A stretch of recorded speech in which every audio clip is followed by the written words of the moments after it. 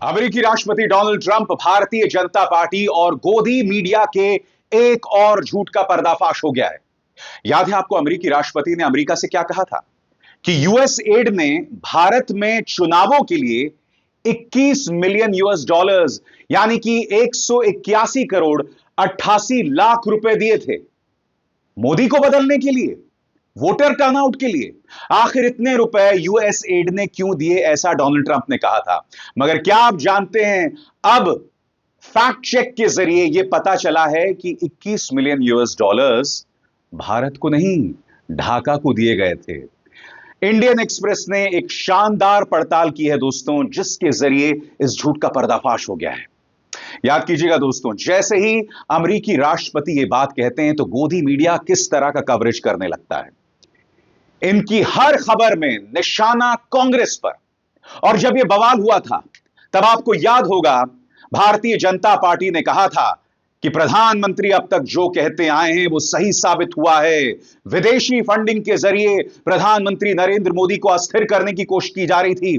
कांग्रेस ने कहा था कि इस मुद्दे पर श्वेत पत्र जारी कर दो, यूएस एड का पैसा कहां कहां पहुंचा है, श्वेत पत्र जारी कर दो। और अब डोनाल्ड ट्रंप का जो दावा है वो पड़ताल के बाद झूठा साबित हुआ है। क्या कहा था डोनाल्ड ट्रंप ने?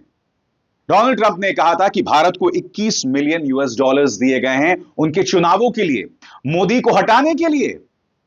अब यह पैसा किसी और को नहीं, ढाका को गया था। इंडियन एक्सप्रेस ने क्या पड़ताल की थी, गोदी मीडिया ने आपके सामने क्या झूठ रखा था, भारतीय जनता पार्टी के नेता किस तरह से लगातार आपको झूठ परोस रहे थे, एक एक बात मेरी इस पड़ताल में आपके सामने आ रही है दोस्तों। सबसे पहले इंडियन एक्सप्रेस की खबर आपके स्क्रीन पर, वो कहते हैं team Musk flags, Trump waves but a fact check, 21 million did not go to India for voter turnout, it was for Bangladesh.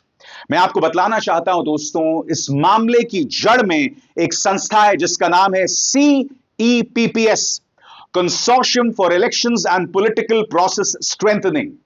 बताया जा रहा है कि CEPPS के जरिए भारत में 21 मिलियन यूएस डॉलर्स भेजे गए। यह बात किसी और ने नहीं, डोनाल्ड ट्रंप ने कही। इलॉन मस्क की जो संस्था है डोगे, उसने बात कही। मगर दिलचस्प बात यह है कि भारत को CEPPS के जरिए 2008 के बाद कोई पैसे नहीं गए।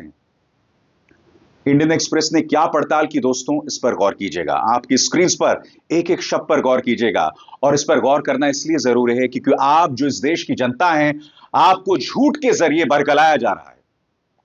विपक्ष को देशद्रोही बताया जाता है। यह बताया जाता है कि विदेशी फंडिंग के जरिए प्रधानमंत्री नरेंद्र मोदी को अस्थिर करने की कोशिश की जा रही है, जबकि ऐसा कुछ नहीं है। इंडियन एक्सप्रेस की पड़ताल आपके स्क्रीन पर कुछ इस तरह से, हर फेडरल ग्रांट के साथ एक तय जगह होती है जहां उसे खर्च किया जाना होता है।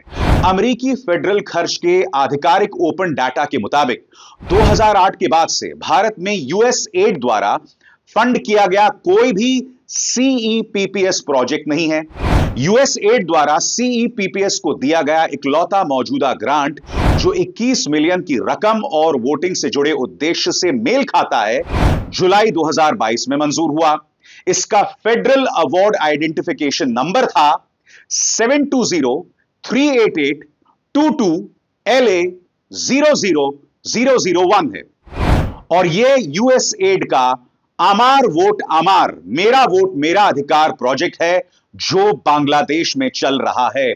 मैं आपको बतलाना चाहता हूं दोस्तों, बांग्लादेश के अंदर जो इस मामले के सूत्रधार थे, यानी ये जो 21 मिलियन यूएस डॉलर्स बांग्लादेश में जा रहे थे, वो व्यक्ति जो इसको संचालित कर रहा था बांग्लादेश में, उनका नाम है लुबेन मासूम। उन्होंने बाकायदा यह ट्वीट किया था जिसमें वो बाकायदा इस बात का जिक्र कर रहे हैं कि US add funded 21 million CEPPS नागरिक प्रोजेक्ट, इसका जिक्र बाकायदा वो इस ट्वीट में कर रहे हैं। यानी कि यह पैसा ढाका को गया था, भारत को नहीं गया था। बड़ा प्रश्न, आखिर ट्रंप ने यह झूठ क्यों बोला, और अपने झूठ में उन्होंने यह क्यों कहा कि क्या मोदी को हटाया जा रहा था? यह सब हो क्या रहा है दोस्तों? याद कीजिएगा, इसकी जमीन कब से तैयार हो रही होती है, जब ट्रंप और मोदी मुलाकात कर रहे होते हैं, और उस वक्त भी एक चाटुकार भारतीय पत्रकार ने यूएस एड पर सवाल किया था। उसकी चर्चा कुछ देर बाद, मगर सुनिए डोनाल्ड ट्रंप ने किस तरह से यह झूठ सामने रखा था कि 21 मिलियन यूएस डॉलर्स भारत को दिए गए थे, जबकि भारत को नहीं। 21 मिलियन यूएस डॉलर्स यानी 181 करोड़ 88 लाख रुपए बांग्लादेश को दिए गए थे। सुनिए वो झूठ जो डोनाल्ड ट्रंप ने कहा था। And $21 million for voter turnout in India. What do we need to spend $21 million for voter turnout in India? Wow, $21 million. I guess they were trying to get somebody else elected. Well, we ought to tell the Indian government, because when we hear that Russia spent about $2 in our country, it was a big deal, right? They took some internet ads for $2,000. This is a total breakthrough. $21 million for India elections.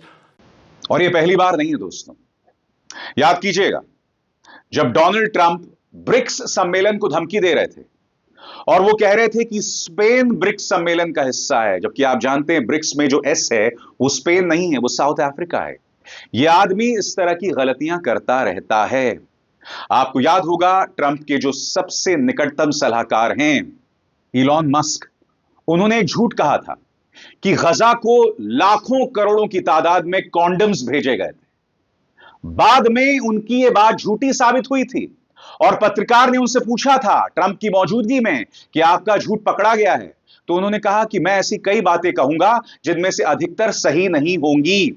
यह हरकतें हो रही है दोस्तों इस दुनिया में, यानी कि आप इस तरह की बातें, इस तरह की सतही बातें, इस तरह का झूठ बोल दें और इसका असर दूसरे देशों पर पड़ता है, वहां पर अस्थिरता पैदा होती है। सवाल यह कि डोनाल्ड ट्रंप और इलॉन मस्क भारत में अस्थिरता क्यों पैदा कर रहे हैं झूठ बोलकर?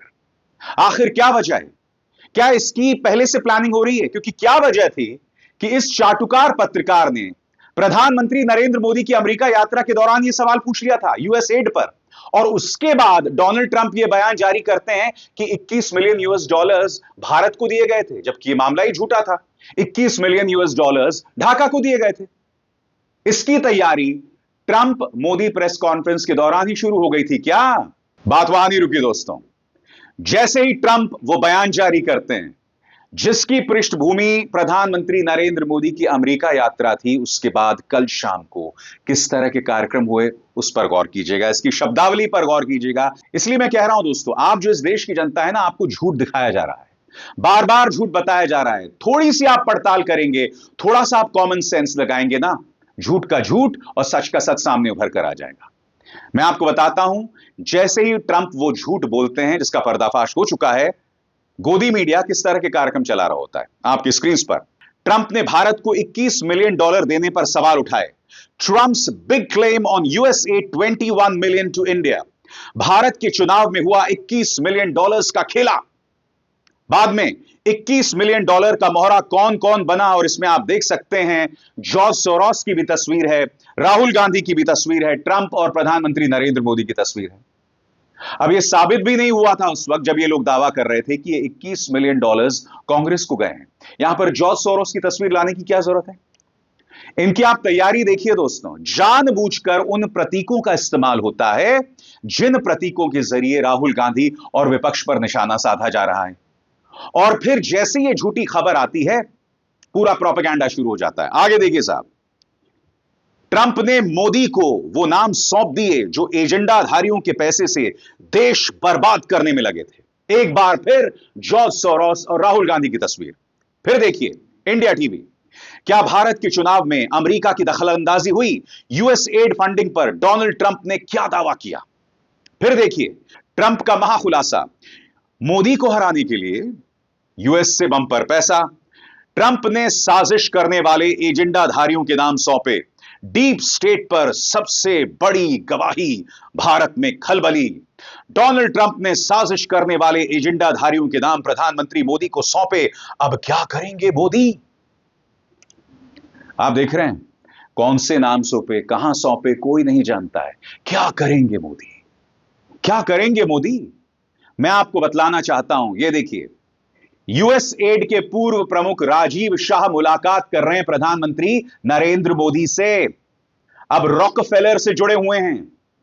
और मैं आपको बतलाना चाहता हूं ये जो मुलाकात हुई है दोस्तों, वो कौन सी तारीख में हुई है। आपके स्क्रीन पर ये जो ट्वीट राजीव शाह का है, वो तारीख है 21/3/2023, यानी मार्च 21 को यह मुलाकात हुई राजीव शाह और प्रधानमंत्री नरेंद्र मोदी के बीच।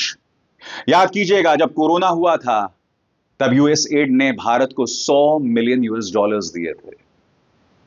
वो $100 मिलियन पैसा कहां गया, कितना कोरोना में खर्च हुआ, कितना किसी पॉलिटिकल पार्टी की जेब में गया। यहां तो खुद यूएसएड की अधिकारी कह रही हैं कि हमने $100 मिलियन दिए।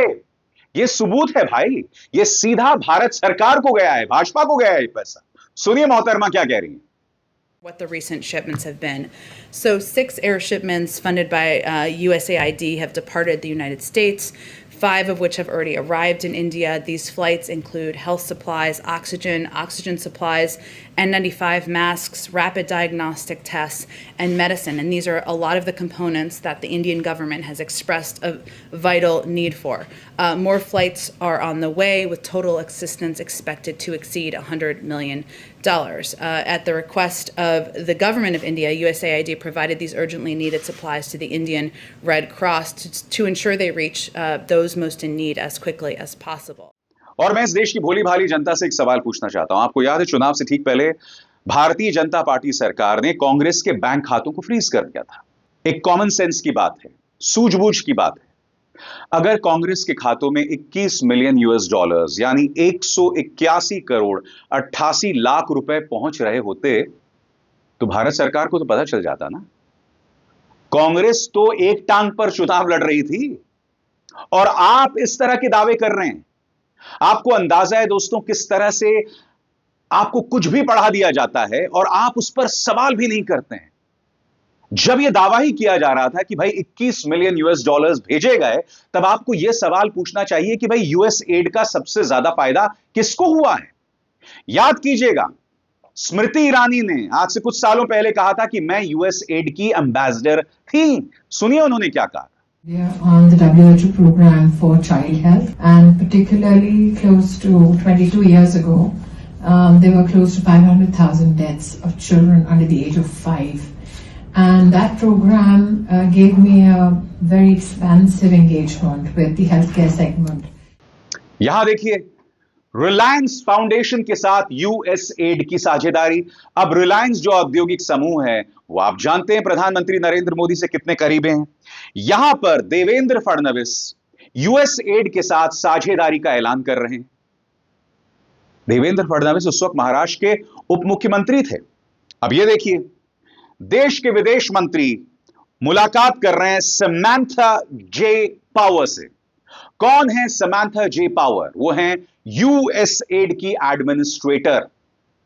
यहां पर सारे एक्सपोज हो रहे हैं। स्मृति ईरानी, देवेंद्र फडणवीस, प्रधानमंत्री नरेंद्र मोदी राजीव शाह से मुलाकात करते हैं जो यूएसएड से जुड़े हुए हैं।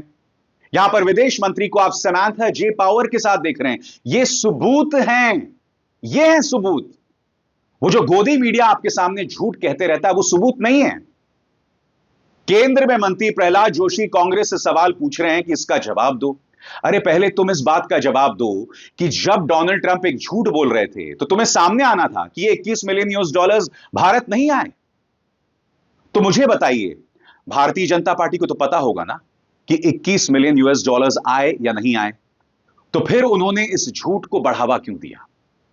बताइए, इस झूठ को बढ़ावा देने के पीछे क्या कोई बड़ी साजिश है? और क्या इस साजिश के तार, इस साजिश की प्लानिंग प्रधानमंत्री नरेंद्र मोदी की अमेरिका यात्रा के दौरान ही शुरू हो गई थी? क्योंकि याद कीजिएगा, एक भारतीय पत्रकार ने यूएसएड पर सवाल पूछा था। याद है या आप भूल गए? फिर सुनिए। पहले तो मोहतरमा चाटुकारिता करती हैं कि मुझे कितनी खुशी है आप राष्ट्रपति बन गए हैं, और फिर यूएसएड पर सवाल पूछते हैं। सुनिए। President Trump, first of all, congratulations for the fantastic 24 days of your presidency. Historic and unprecedented decisions that you made, transformational reforms.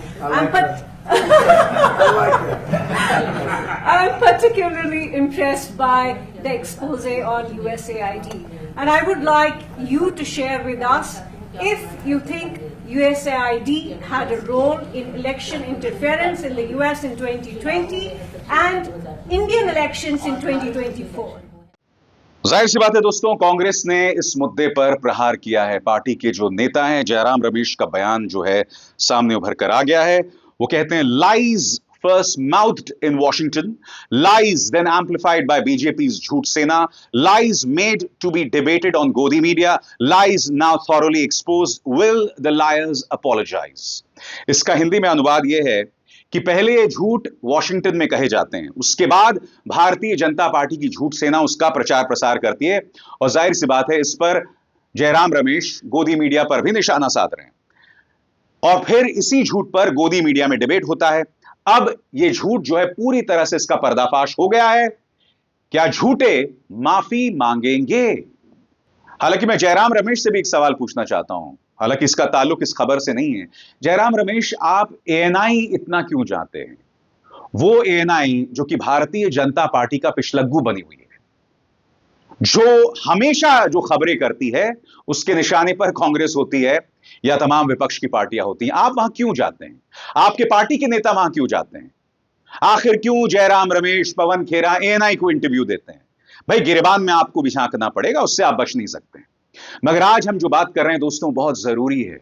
वो बतला रहा है कि किस तरह से विपक्ष पर निशाना साधा जाता है। जॉर्ज सोरोस और राहुल गांधी को जोड़कर देखा जा रहा है। और आपको याद होगा कि गोदी मीडिया का एक और प्रोपेगेंडा मोदी की अमेरिका यात्रा में उसका पर्दाफाश हो गया था। क्योंकि क्या कहा जा रहा था कि मोहम्मद यूनुस, जॉर्ज सोरोस और राहुल गांधी ने मिलकर बांग्लादेश में अस्थिरता मचाई। यह सवाल पूछा गया था, और यह भी सवाल पूछा गया था कि भाई क्या डीप स्टेट इसमें शामिल है? तो ट्रंप ने कह दिया था सरासर झूठ, कोई डीप स्टेट नहीं है, यहां पर कोई डीप स्टेट नहीं है। तो सवाल यह एक बार फिर कि ट्रंप ने $21 मिलियन वाली जो बात कही, क्यों इस तरह का झूठ बोला? क्या यह उनसे हुई गलती है? क्योंकि आप जानते हैं, इससे पहले मैं आपको बतला चुका हूं कि उन्होंने साउथ अफ्रीका को स्पेन बना दिया था। याद है? वो बयान सुनते हैं, जब उन्होंने साउथ अफ्रीका को स्पेन बना दिया था, स्पेन को ब्रिक्स सम्मेलन का हिस्सा बता दिया था। सुनिए। Thank you, sir. What can we expect of the countries in NATO that spend the least amount of money, like Spain, France, below the 5%? Spain is very low. And yet, aren't they a BRICS nation? What? They're a BRICS nation.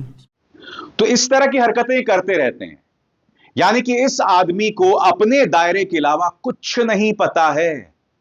मगर इसे मैं साजिश इसलिए करार दे रहा हूं, मेरी आशंका इसलिए है दोस्तों, क्योंकि आप जानते हैं पत्रकार सवाल पूछते हैं यूएसएड पर, पत्रकार डीप स्टेट पर सवाल पूछते हैं, और फिर जब मोदी भारत आ जाते हैं तो ट्रंप का वो बयान सामने उभर कर आ जाता है।